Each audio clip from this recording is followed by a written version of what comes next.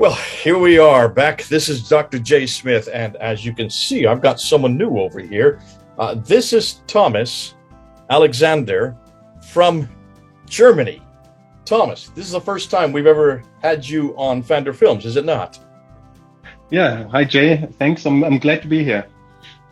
Well, listen, Thomas, what I want you to do, this is a new thing we've been doing. For those of you who've been following through PfanderFilms, we've been bringing all kinds of different men from different countries.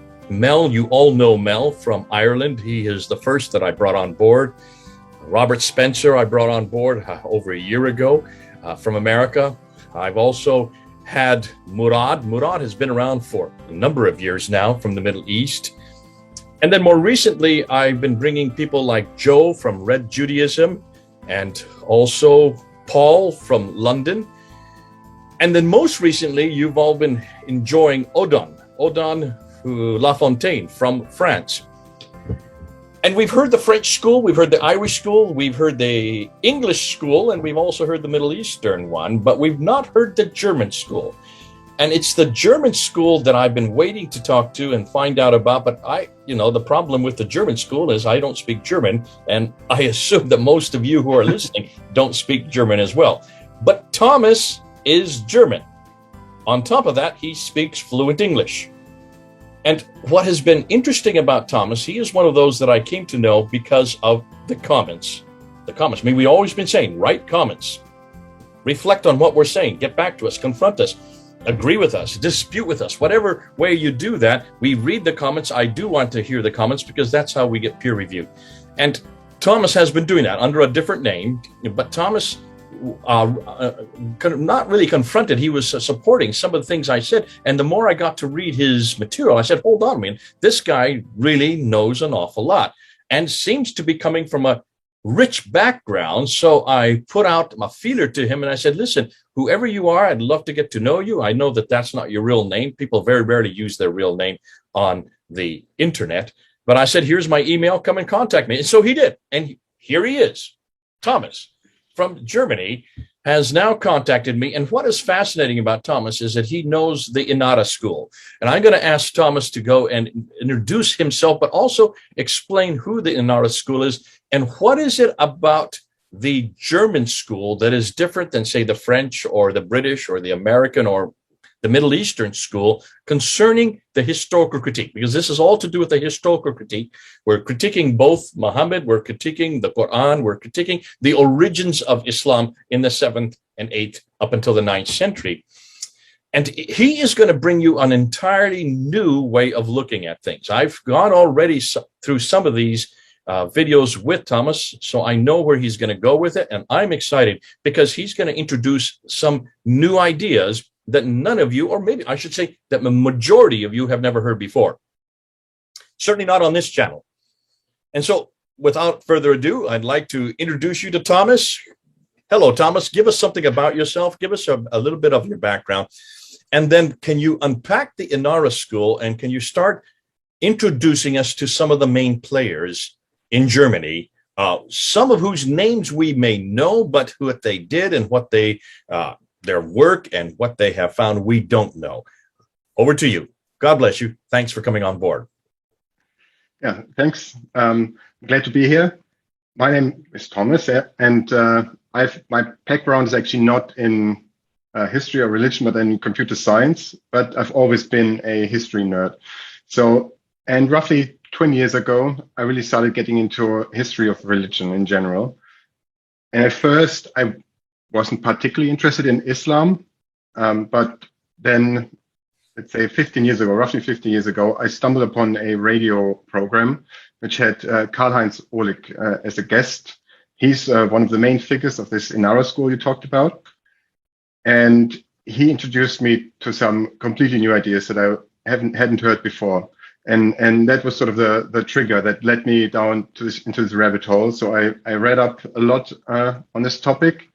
I really got involved, and I guess part of my personality and also my training is understanding and recognizing patterns, like in all kinds of data, And that's sort of what I did with, this is the man you're talking about, right? Exactly. So he published this book. Oleg, who wrote this book, he was an editor for this book. He was editor of this book, and this is a book published by this Inarah group.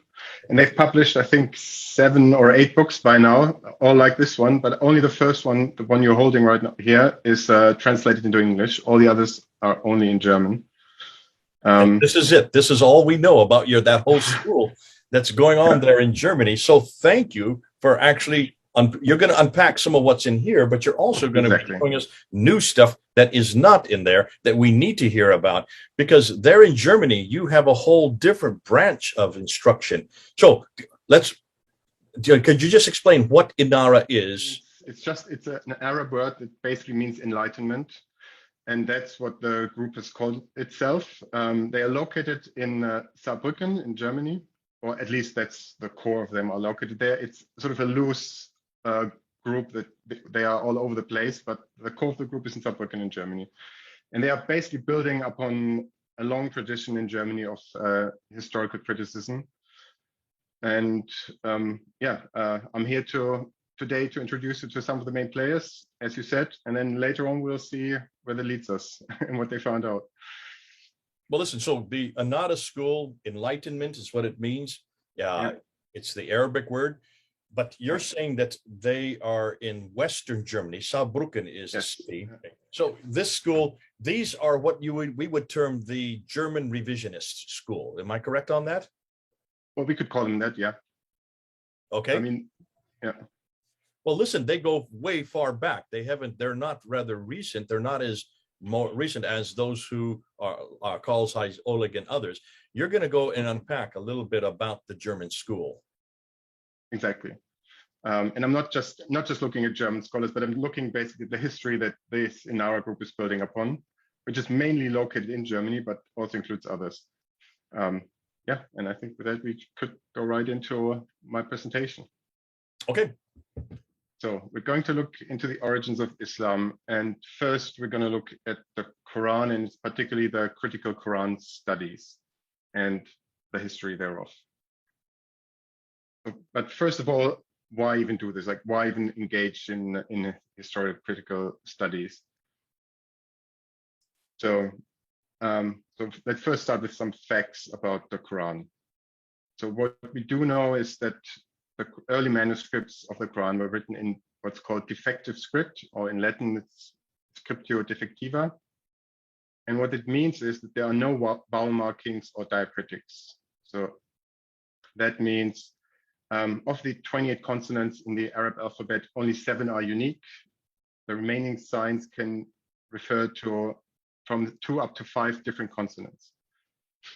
So it means that we can't really distinguish between letters like F and Q, J and K, S and D, S and Sh, R and Z, D and Da, T and Z, and so on and so forth. We also have vastly differing styles within the Quran. And we have also 3 different words for God in the Quran, like Allah, Rab, and Rahman, which indicates 3 schools of scribes. In many cases, a large number of short verses in the Quran are followed by one massive verse. So that's a good sign for an interpolation. Because if you think about it, at a point in time where the number of the verses was already established, if you want to add something, what you had to do was to blow up a single verse, basically, to not change the order of anything. So that's why we find those occasionally. So for example, Surah 74:31 is one such case where we have lots of small verses and then all of a sudden a really long one. So all of these are just like some surface level observations, but they already show us that there's definitely reason to look deeper into this, that there must be more than one author, for example. And so that's what people did. Yeah. This sounds similar to the biblical studies, the Hebrew biblical studies, and the documentary hypothesis that we've had from the 1800s coming out of Germany as well. So the similar problem exists with the Quran, you're saying. Exactly, and that's also where the people came originally from, who started this whole endeavor of analyzing the Quran. So they the first ones basically came from this biblical historical study, and then they figured, well, let's have a look at the Quran. Like nobody's done that before. Let's see what we find. Yeah. Just for those who are new to what you're saying, let me just unpack a little bit of what you're saying so we don't go too fast on this. If you have a script that is defective, it's not that doesn't mean necessarily it's defective. It just it is not readable, is what he's saying. That's the technical term. Yeah. So what it means is basically so the Arab language basically, or in the Arab written language, you need to have those diacritical marks and the vowel signs to properly make sense of a word. If you don't have it, there could be countless of words written or hidden in there. So that's what's called a razm in Arabic. So that's a couple of letters without those diacritical marks, and there can be many different words in there depending on how you put those signs. And the early Quran manuscripts, they don't have those signs. Yeah, and of course, the diacritical marks we're talking about are the dots above or below the line. There are 5 dots that have been added since the 7th century and the 8th century. We don't even know exactly when they were canonized and became formalized. Some people say 8th, some say 9th, others even I've heard say 10th. But 3 dots above. 1 dot would be the na, or the N letter. 2 dots would be the T letter. 3 dots would be the TH letter. Th, as we know it. 1 dot below would be the B letter, and then 2 dots would be the ya. So na, ta, tha, ba, ya. So those 5 dots, and also the vowels. There were no vowels at the very beginning either. No dama, kasra, fata. If you look at this, you're showing a picture of the Birmingham folio there. That's the 2 folios there. You can see there are no dots there, and there are no vowelizations that you're showing on that. So there's an example of the scriptio defecta, as you call it. Exactly. So that's a technical term. It doesn't mean, as you said, it doesn't mean that the language is defective or anything. It's just this particular way of writing is called scriptio defectiva because you can't really interpret it without the dots. Dots were needed so they knew what they were reading. And of course, once you have, if you have just 3 letters, 3 bowl-shaped letters, which and you put dots above it, you can get 19 different words. Some Al-Fadi, my colleague, says you can get as many as 33 different words just by putting the dots in different places. And he is that's his native tongue.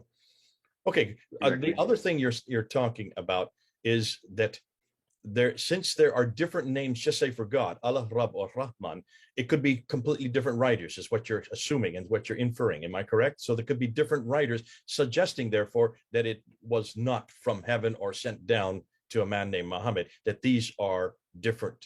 These are really different authors. So you're implying that there's different authorship. Exactly. So in different places in the Quran, different words for God are used. So that really implies that the writers, or whoever wrote it, used that word, so it must have been different writers.